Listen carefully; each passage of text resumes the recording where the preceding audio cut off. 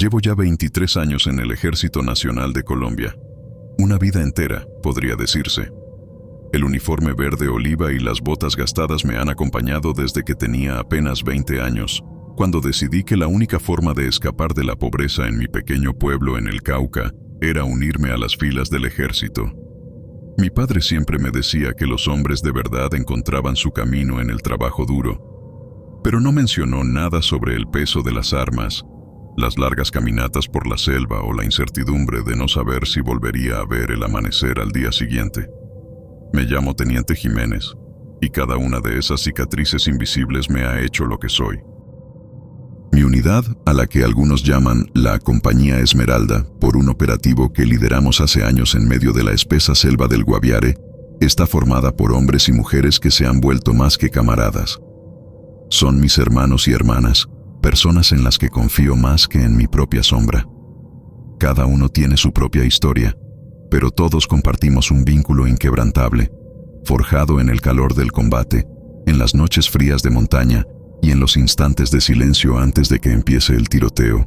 El primero en mi lista es el sargento Herrera, un tipo duro, recio como pocos. Creció en las calles de Medellín, en una época donde el narcotráfico lo tocaba todo, y decidió escapar de esa vida alistándose. Siempre lo he admirado por eso. Tiene una cicatriz en la mejilla derecha, recuerdo de una emboscada que casi le cuesta la vida hace unos años.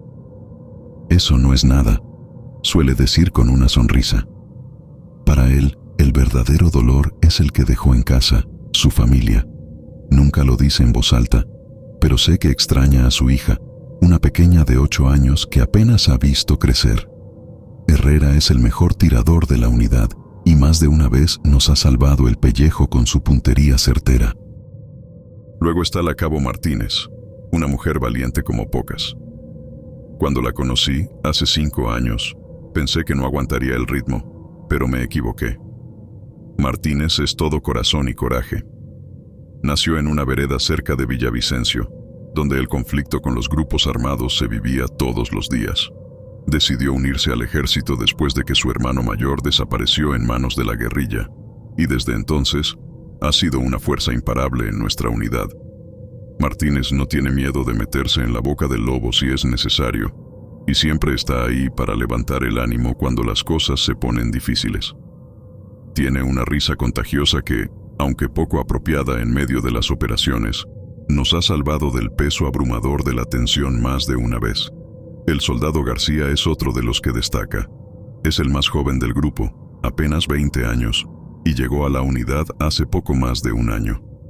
No puedo evitar ver en él a una versión más joven de mí mismo, lleno de energía, con ganas de demostrar su valía, pero también con esa inocencia que el tiempo y la guerra inevitablemente borrarán. García tiene una habilidad especial para moverse en silencio, algo que aprendió cazando con su padre en las montañas del Tolima. Se ha ganado el respeto de todos por su dedicación y su capacidad para mantenerse firme incluso en las situaciones más tensas. Hace unas semanas, durante un operativo en una zona selvática de Caquetá, fue él quien descubrió una trampa que nos habría costado la vida a todos. «Solo tuve suerte, mi teniente», me dijo cuando le agradecí. Pero sé que no fue suerte, fue instinto y preparación. No puedo olvidar al médico Rodríguez, una pieza clave en nuestra unidad. Si alguna vez he sentido alivio en medio de una batalla, ha sido al verlo aparecer cuando alguno de nosotros caía herido. Rodríguez es de Bucaramanga, y antes de unirse al ejército era enfermero en una clínica de la ciudad. Pero la guerra lo cambió. Ahora, cada herida que cura lo hace con una precisión casi militar, sin titubeos. Su rostro sereno contrasta con el caos a su alrededor, y aunque a veces lo he visto sentado solo, contemplando la nada, nunca ha dejado que el miedo o la desesperación lo dominen. Y yo, el teniente Jiménez, soy el encargado de liderar este grupo. No sé si soy el mejor líder, pero hago lo que puedo. A veces pienso en los hombres y mujeres que han pasado por esta unidad, en aquellos que no regresaron. Los rostros de los caídos me persiguen en sueños, pero es mi deber seguir adelante, no por mí, sino por ellos, por mi país, por cada uno de los miembros de mi unidad. No sé cuánto tiempo más seguiré aquí, pero lo que sí sé es que, mientras esté al frente de la compañía Esmeralda, no habrá nada ni nadie que nos detenga. La misión llegó una mañana gris, mientras estábamos en el cuartel de Florencia, preparando los informes de un operativo reciente en el que habíamos despejado una zona de cultivo de coca en las montañas cercanas. El clima, como siempre en esta región, era sofocante. La humedad se pegaba a la piel y hacía que hasta el más mínimo movimiento se sintiera como un esfuerzo monumental. Recuerdo que el coronel Álvarez entró en la sala con su usual porte rígido, esa mezcla entre autoridad y hastío que solo los oficiales de alto rango parecen tener. Con él venía un capitán de inteligencia, alguien que no había visto antes, lo que significaba que la cosa era seria. Teniente Jiménez, necesito a su unidad lista para una operación especial. Información de inteligencia indica que un grupo de policías secuestrados en la toma de un pequeño pueblo del Cauca han sido trasladados a un campamento guerrillero en la selva del Putumayo. El gobierno no puede permitirse que estos hombres caigan en manos de los guerrilleros para un posible canje o, peor aún, que los utilicen como propaganda. Su misión es encontrarlos, sacarlos y acabar con cualquier resistencia que se cruce en su camino, dijo el coronel, mientras su mirada dura recorría a cada uno de los hombres que estábamos en la sala. Esa fue la primera vez que escuchamos sobre la misión, una operación de rescate en la selva del Putumayo, un lugar que, según se rumoreaba, era el infierno verde. Las FARC dominaban la región y se sabía que sus campamentos estaban escondidos en los lugares más inhóspitos, donde ni siquiera el ejército quería aventurarse a menudo. Pero esta vez no había opción. Sabíamos que los policías secuestrados tenían pocas esperanzas si no actuábamos rápido. Al parecer, el grupo guerrillero responsable de la toma había escapado hacia el sur, llevándose consigo a sus rehenes. Después de la reunión, volví a reunir a mi equipo en el patio del cuartel. El sargento Herrera fue el primero en hablar, como siempre, preguntando por los detalles de la operación con esa mirada penetrante que a veces hacía que hasta yo, su superior, me sintiera interrogado. ¿Cuántos hombres están esperándonos, mi teniente? Porque si nos metemos en la selva, más vale que no sea para encontrar una emboscada esperando, dijo con su característico tono directo. No tenemos información precisa sobre el número de enemigos, sargento, le respondí. Lo que sabemos es que el campamento es móvil, lo que significa que se están moviendo continuamente para evitar ser localizados por nosotros o por la aviación. Pero es seguro que tienen rehenes y están bien armados. Nuestra tarea es rastrearlos, asegurarnos de que los policías estén vivos y sacarlos. No podemos fallar en esto, añadí, mirando a cada uno de los miembros de mi equipo. Sabía que esta operación iba a ser un reto, incluso más peligroso que algunas de las misiones anteriores. Internarse en la selva del Putumayo no era como cruzar las montañas del Cauca o patrullar las llanuras del Meta. Aquí cada paso podía ser mortal, no solo por los guerrilleros, sino por la propia naturaleza. Las serpientes, los insectos venenosos, la humedad constante que deteriora el equipo y la moral, todo conspiraba en nuestra contra. Nos dieron apenas 2 días para prepararnos. Revisamos mapas de la región, estudiamos posibles rutas de entrada y salida, pero sabíamos que en la selva nada era seguro. El capitán de inteligencia nos proporcionó imágenes satelitales y análisis de patrones de movimiento que indicaban posibles ubicaciones del campamento, pero no eran más que estimaciones. En esta operación, como en tantas otras, la improvisación sería clave. El día de la partida, a las 0400 horas, ya estábamos listos. Mi equipo se movía como una máquina bien engrasada. Herrera revisaba las armas, asegurándose de que cada rifle y cada pistola estuvieran en perfectas condiciones. Martínez, con su mirada de acero, organizaba las municiones y los equipos de comunicación. García, aunque joven, demostraba su valía al prepararse con la eficiencia de un veterano. Y el médico Rodríguez, como siempre, revisaba su equipo con una calma que me daba una extraña sensación de seguridad. Partimos en helicóptero hacia una zona despejada en el borde de la selva, donde nos dejaron bajo un cielo plomizo que amenazaba con desatar una tormenta en cualquier momento. Desde ahí, nos adentramos a pie, internándonos en la espesura del Putumayo. A medida que avanzábamos, el sonido de la selva se volvía ensordecedor. Los gritos de los monos aulladores, el zumbido de los insectos y el crujido de las ramas bajo nuestras botas nos recordaban que estábamos entrando en territorio hostil. No había margen de error. Sabíamos que la guerrilla podía estar en cualquier parte, y cada sombra entre los árboles se sentía como una amenaza latente. Nos movíamos en formación cerrada, avanzando lentamente, revisando el terreno con cada paso. A medida que nos adentrábamos más en la selva, el aire se volvía más denso y la tensión crecía.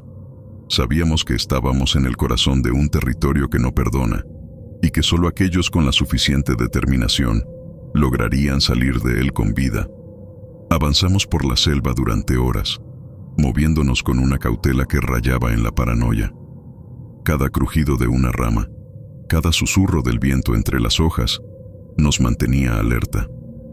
La humedad era sofocante y el sudor se pegaba a nuestras caras como una segunda piel, haciéndonos sentir como si el aire mismo quisiera aplastarnos. No hablábamos.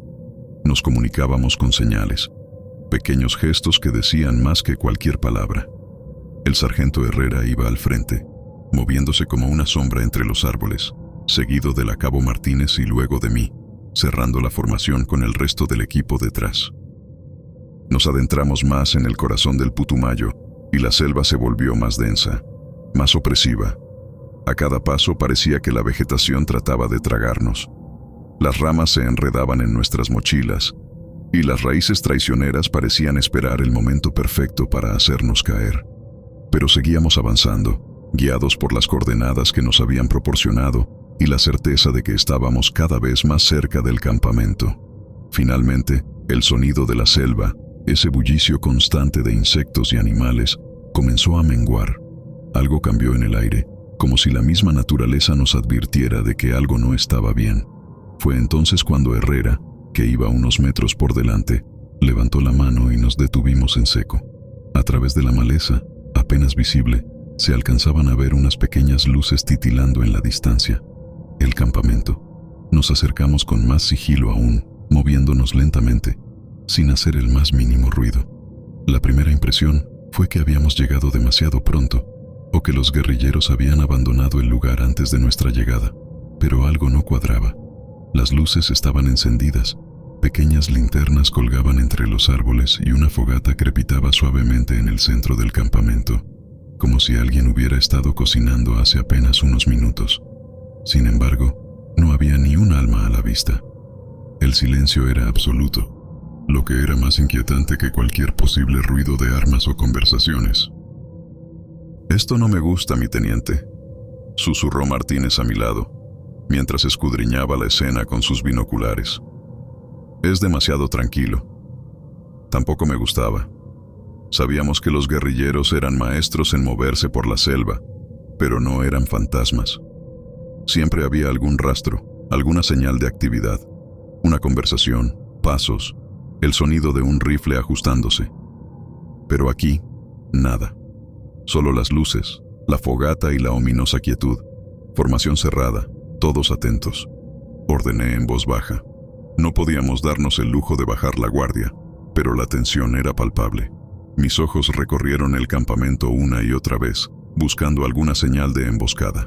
Sabía que la guerrilla podía estar esperando, ocultos en los árboles, en cualquier rincón oscuro, pero no había movimiento. Nos acercamos unos metros más, y entonces los vi. Los rehenes. 3 hombres, vestidos con los uniformes de la policía, estaban encerrados en una celda improvisada, hecha de troncos y alambre de púas. Estaban sentados en el suelo, con las rodillas abrazadas al pecho y las cabezas inclinadas. Parecían agotados, destrozados físicamente, pero lo que más me llamó la atención fue el terror en sus rostros. A medida que nos acercábamos más, pude ver que no estaban simplemente abatidos por el secuestro. No, había algo más. Sus ojos se movían frenéticamente, como si estuvieran buscando algo, escaneando el entorno con una desesperación palpable. Uno de ellos, el más joven, nos vio acercarnos y en lugar de alivio, lo que vi en su rostro fue puro pánico. «Cállense», gritó en un susurro, levantando una mano trémula hacia nosotros. «No hagan ruido, por favor. Vienen por nosotros». Esa advertencia me dejó helado. Miré a mis hombres y vi la misma confusión reflejada en sus rostros. Herrera avanzó lentamente hacia la celda, apuntando con su rifle hacia los alrededores, buscando lo que fuera que los aterraba tanto. Pero no había nada, solo el silencio. Martínez intentó hablar con otro de los rehenes, un hombre mayor con la barba crecida y las manos temblorosas. Él no respondía, solo miraba hacia la selva, con los ojos muy abiertos, como si algo estuviera acechándolos desde las sombras. «¿Qué pasa aquí? ¿Dónde están los guerrilleros?», pregunté, manteniendo la voz baja pero firme. El joven rehén me miró como si no pudiera creer que no entendiera lo que estaba ocurriendo. «Ellos se fueron, pero no porque quisieran. Algo los sacó de aquí, algo está en la selva, y nos está buscando a nosotros ahora. Ustedes también. Tenemos que irnos antes de que sea demasiado tarde». Las palabras del policía resonaron en mi cabeza, pero antes de poder responder, Herrera me hizo una señal. «Mi teniente, esto no es normal. Este lugar, hay algo raro. No hay huellas, no hay rastro de actividad reciente. Es como si se hubieran desvanecido». Miré de nuevo a los prisioneros. El miedo en sus ojos no era natural. Era el tipo de miedo que se ve en alguien que ha visto algo más allá de lo explicable. Algo que no encaja en la lógica de los hombres. Sabía que la guerrilla utilizaba tácticas psicológicas, pero esto era diferente. Y lo peor era que, cuanto más tiempo pasábamos allí, más sentía que algo, invisible y letal, nos estaba observando desde lo profundo de la selva. «Formación de extracción», ordené, intentando no dejar que el miedo se apoderara de mí. «Nos llevamos a estos hombres de aquí ahora mismo. No hay tiempo para perder». Sabía que lo que fuera que estaba ocurriendo no iba a esperar mucho antes de revelarse. La extracción comenzó de inmediato, sin preguntas ni titubeos. Los policías estaban demasiado aterrados para moverse con rapidez, pero sabían que la única forma de salir de allí con vida era obedecer nuestras órdenes. El joven rehén seguía mirando con desesperación hacia la selva, como si en cualquier momento esperara ver algo surgir de entre las sombras. No había rastro de guerrilleros, ni el más mínimo indicio de que hubieran estado allí recientemente. Nada tenía sentido. Mientras avanzábamos hacia la periferia del campamento, mi mente no dejaba de girar en torno a lo que había dicho aquel rehén. Algo los sacó de aquí. Pero ¿qué podría haber sido tan aterrador, tan letal, como para ahuyentar a un grupo de guerrilleros endurecidos por años de conflicto? Mientras mis hombres se preparaban para partir, el ambiente se volvía más opresivo. El aire era pesado, casi irrespirable, como si la misma selva se hubiera cerrado sobre nosotros. El silencio, que había sido desconcertante antes, ahora era absoluto. Ni un solo insecto, ni un susurro del viento. Solo el crepitar de la fogata casi apagada y el sonido de nuestras botas moviéndose sobre el suelo húmedo. Justo cuando íbamos a iniciar la marcha hacia la extracción, un lamento aterrador rompió la quietud.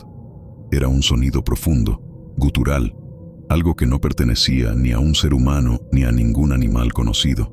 Provenía de la selva, justo al lado del campamento, a unos metros de donde nos encontrábamos. Los policías secuestrados, que hasta ese momento se mantenían a nuestro lado, gritaron aterrados y, sin que pudiéramos detenerlos, corrieron de vuelta a la celda improvisada donde habían estado cautivos. «¿Qué están haciendo?», exclamé, sorprendido por su reacción, pero entonces los vi. Estaban señalando hacia la oscuridad de la selva. Sus manos temblaban tanto que apenas podían mantener el dedo firme. Sus ojos estaban abiertos como platos y su terror era evidente.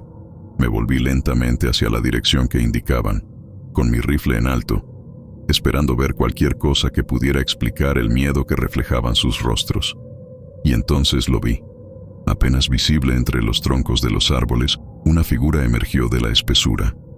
Al principio, pensé que era una persona, tal vez uno de los guerrilleros que había estado oculto. Pero a medida que se movía, me di cuenta de que no era algo humano. Su piel era gris, descompuesta, como si hubiera estado podrida durante semanas. Estaba cubierta de llagas y heridas abiertas, pero no sangraba. Sus ojos eran lo que más destacaba. Un par de orbes rojos que brillaban con un fulgor antinatural en medio de la oscuridad. Caminaba lentamente hacia nosotros, arrastrando sus pies sobre el suelo, con un movimiento torpe pero implacable. ¡Abajo!, grité, y mi unidad reaccionó de inmediato. Los rifles se alzaron y una ráfaga de disparos cortó el aire, dirigiéndose hacia la criatura. El sonido de las balas impactando contra la carne debería haber sido tranquilizador, pero lo que ocurrió después me dejó frío. Las balas no parecían tener ningún efecto. La criatura continuó avanzando, imperturbable, como si el plomo simplemente atravesara su cuerpo sin causar daño alguno. «No le estamos haciendo daño», gritó Martínez, mientras recargaba su rifle con manos temblorosas. Los demás seguían disparando, pero la criatura no se detenía. Cada disparo que hacíamos era inútil, solo un eco más en la vasta y aterradora selva que parecía haber despertado junto con aquella aparición. El lamento, ese sonido aterrador que había surgido de la selva, volvió a escucharse, pero esta vez más fuerte, como si la criatura lo emitiera desde lo más profundo de su garganta podrida. Era un sonido que no había escuchado nunca, algo que calaba en los huesos y hacía que la piel se me erizara.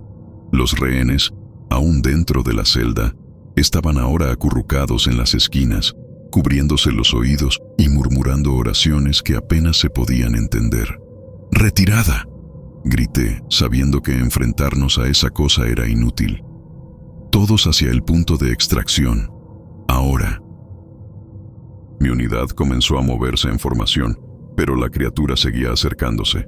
Podía ver su piel descomponiéndose a medida que avanzaba, como si se estuviera pudriendo en tiempo real, pero a la vez mantenía una fuerza extraña, como si nada en el mundo pudiera detenerla.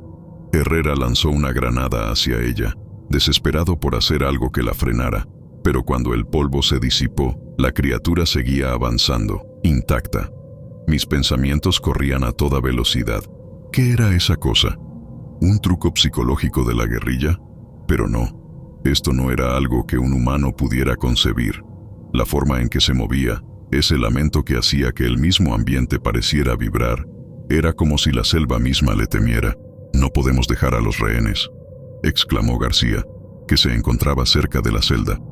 Los policías no querían salir, aterrados por lo que fuera que creían que estaba ocurriendo. Pero no podíamos dejarlos allí, no después de todo lo que habíamos atravesado para encontrarlos. Corrí hacia la celda, tirando de los rehenes uno a uno. «No nos dejen aquí», gritaban, pero sus piernas no respondían. Estaban paralizados por el miedo, su mirada clavada en la criatura que se acercaba lentamente. Sentí la adrenalina inundar mi cuerpo mientras trataba de moverlos, de sacarlos de ese lugar antes de que fuera demasiado tarde.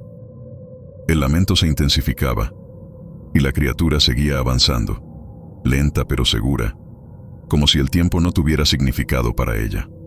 Mis hombres y yo sabíamos que estábamos en territorio desconocido, enfrentándonos a algo que no podíamos comprender ni destruir. Teníamos que salir de allí, y rápido, antes de que esa cosa nos alcanzara.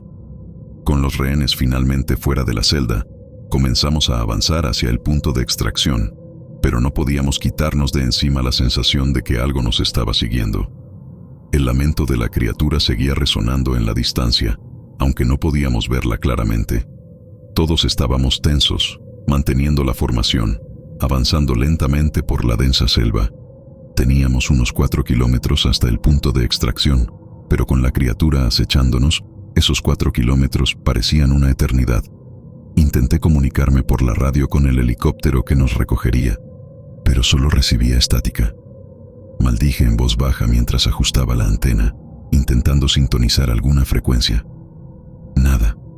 Algo o alguien estaba bloqueando nuestras señales. La Cabo Martínez probó su radio también, pero el resultado fue el mismo: silencio. «Mi teniente, no hay señal», dijo con frustración. «No podemos contactarlos». Sabía que seguir avanzando era nuestra única opción. No había vuelta atrás. y quedarnos en un solo lugar sería aún peor. Sigan moviéndose. Mantengan los ojos abiertos. Esto no ha terminado, ordené, tratando de mantener la calma para no aumentar la tensión en el grupo. El terreno era traicionero, con raíces y ramas que parecían querer enredarse en nuestras botas a cada paso. La selva estaba demasiado callada, algo que nunca es una buena señal. Los rehenes, aunque agotados y llenos de terror, se mantenían cerca de nosotros, demasiado aterrados para separarse de la única esperanza de salir con vida. Uno de ellos, el joven que había hablado antes, no dejaba de mirar hacia atrás, como si en cualquier momento esperara que la criatura apareciera entre los árboles.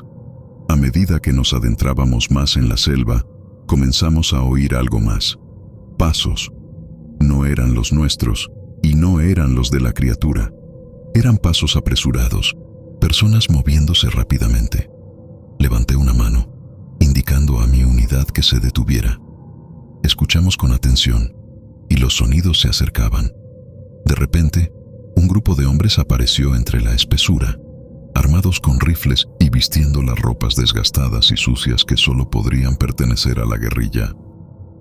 Mi primer instinto fue preparar las armas, esperando una emboscada o un ataque, pero algo en sus rostros me detuvo. Estos hombres no venían a combatir, estaban aterrorizados, sus ojos estaban enrojecidos y sus movimientos eran erráticos. Antes de que pudiera decir una palabra, uno de ellos alzó las manos en señal de rendición, dejando caer su rifle al suelo. «Por favor», gritó, «sáquenos de aquí». Mis hombres intercambiaron miradas confusas, pero mantuvimos las armas en alto. «¿Qué está pasando?», pregunté con voz firme, sin bajar mi rifle. El hombre que había dejado caer su arma comenzó a hablar rápidamente, casi sin aliento. «No somos enemigos en este momento, compadre. Algo terrible está ocurriendo aquí. No vinimos a pelear, solo queremos salir de esta maldita selva». «¿Qué fue lo que pasó?», preguntó Herrera, manteniendo su posición con su dedo listo en el gatillo. El guerrillero tragó saliva, su rostro empapado de sudor. Nuestro comandante, el que dirigía este campamento, le gustaba hacer cosas raras, ¿me entienden? Rituales, cosas oscuras. Había oído que era supersticioso, pero nunca pensé que haría algo tan loco. El último ritual que hizo salió mal. Invocó algo. No sé qué era exactamente, pero lo que sea que liberó acabó con él. Y ahora esa cosa está acechándonos a todos. El hombre hizo una pausa, mirando hacia la selva, como si temiera que esa criatura pudiera escucharlo. Primero fue el comandante. Lo encontramos muerto al día siguiente. Su cuerpo, bueno, no parecía humano. Luego, cada noche, esa cosa viene por nosotros. Se lleva a uno, y no lo volvemos a ver. Eso fue hace días. Cada vez que cae la noche, sabemos que alguien más va a desaparecer. Algunos intentaron luchar, pero las balas no hacen nada. Nada detiene a esa cosa. Por eso abandonamos el campamento. No nos queda más opción. Los rehenes que habían estado escuchando en silencio, comenzaron a murmurar entre ellos, aterrados por lo que acababan de oír. Ahora comprendían por qué no había guerrilleros en el campamento cuando llegamos. Estaban huyendo de algo mucho peor que el ejército o la ley. Estaban escapando de una criatura que no podían entender ni derrotar. La cabo Martínez, aún con su rifle en alto, lanzó una mirada hacia mí. «Mi teniente, si lo que dicen es cierto, no podemos quedarnos aquí. Tenemos que movernos». «Lo sé», respondí. Aunque los guerrilleros no eran de fiar, la historia que contaban coincidía demasiado bien con lo que ya habíamos visto. La criatura que había acechado al campamento, que no parecía ser detenida por nuestras balas, debía ser el resultado de ese ritual oscuro que habían mencionado. «Nos vamos. Ustedes pueden venir con nosotros, pero sigan nuestras órdenes. Si hacen algo sospechoso, los dejaremos atrás. ¿Entendido?». Los guerrilleros asintieron con desesperación, claramente más asustados de lo que sea que les acechaba en la selva que de nosotros. Nos unimos en una sola columna, avanzando con más cautela que nunca. Sabía que tener a los guerrilleros con nosotros no era lo ideal, pero en ese momento no teníamos otra opción. No podíamos perder tiempo ni recursos en un enfrentamiento innecesario. Había una amenaza mayor, algo que estaba más allá de nuestra comprensión y que nos seguía de cerca. A medida que avanzábamos, el lamento de la criatura volvió a oírse, esta vez más cerca. Podía sentir cómo la tensión aumentaba en cada uno de los hombres, tanto de mi unidad como de los guerrilleros. No sabíamos cuándo volvería a aparecer, pero lo haría. Lo único que podíamos hacer era intentar llegar al punto de extracción antes de que fuera demasiado tarde.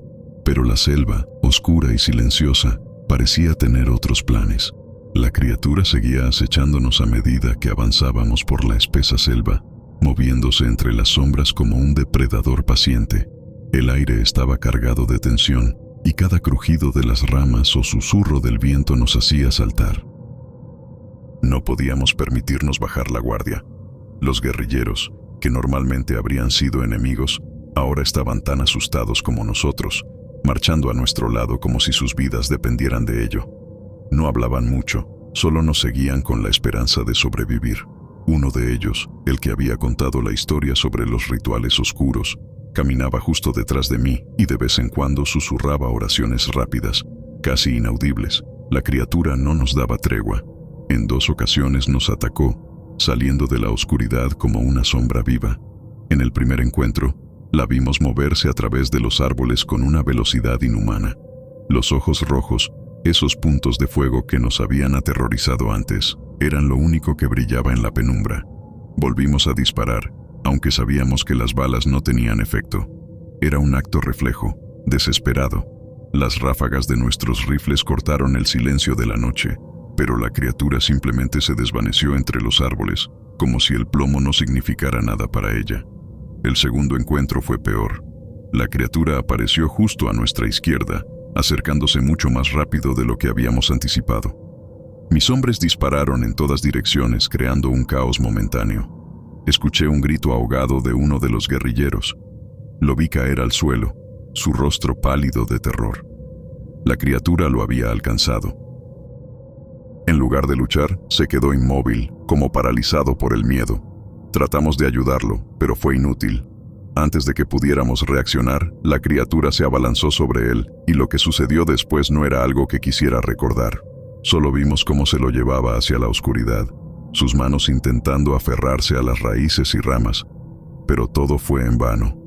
Luego, el silencio se hizo más profundo que nunca. «Tenemos que seguir», grité, sacudiendo a mis hombres para que volvieran a moverse. No podíamos detenernos.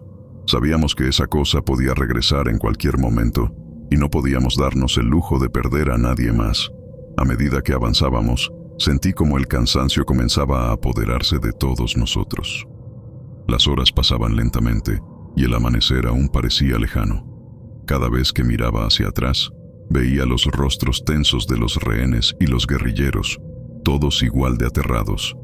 A lo lejos, finalmente pudimos vislumbrar el punto de extracción. Sabíamos que estábamos cerca, pero el tiempo parecía haberse ralentizado. Parecía imposible que hubiéramos avanzado tan lejos con la criatura persiguiéndonos, y sin embargo, allí estaba.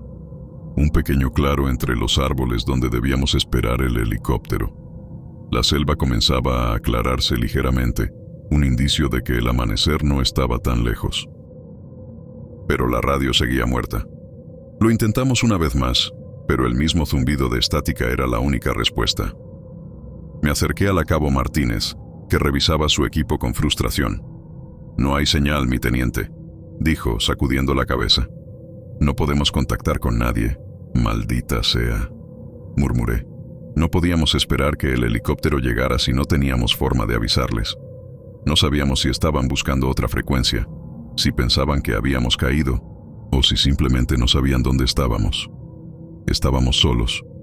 «Nos va a encontrar aquí si no hacemos algo», dijo uno de los guerrilleros, mirando nerviosamente a su alrededor. El hombre que nos había hablado sobre los rituales se acercó y, con voz baja, casi como si no quisiera que la selva lo escuchara, nos dijo: «Al amanecer, todo termina. Esa cosa solo sale por la noche. Hemos aguantado hasta ahora, solo tenemos que resistir un poco más». Sus palabras me dieron una pizca de esperanza, pero también me llenaron de duda. ¿Y si el amanecer no era suficiente? ¿Y si esa criatura ya no seguía las reglas de la naturaleza? Sin embargo, en ese momento, No teníamos otra opción. Teníamos que aguantar. Me volví hacia mi unidad y los guerrilleros. Vamos a preparar un perímetro defensivo aquí. Manténganse alerta. No sabemos cuántas veces más va a intentar atacar. Mis hombres asentían, aunque el cansancio se notaba en sus rostros. Comenzamos a distribuirnos alrededor del claro, estableciendo puntos de vigilancia y manteniendo las armas preparadas, aunque sabíamos que disparar sería inútil. Cada minuto parecía durar una eternidad. La oscuridad de la selva se sentía más densa, como si el peso de la noche estuviera a punto de aplastarnos. El lamento volvió a resonar en la distancia, pero esta vez era diferente. Era más profundo, más desesperado, como si la criatura supiera que el amanecer estaba cerca y que su tiempo se acababa. Los guerrilleros comenzaron a murmurar entre ellos, con sus voces entrecortadas por el miedo. «Ya viene», dijo uno, su rostro pálido a la luz tenue de las primeras luces del día. El primer rayo de sol comenzó a asomarse por el horizonte, proyectando una luz anaranjada y débil a través de las copas de los árboles. Fue entonces cuando vimos a la criatura una vez más, justo en el borde del claro, observándonos, pero esta vez no se movía hacia nosotros.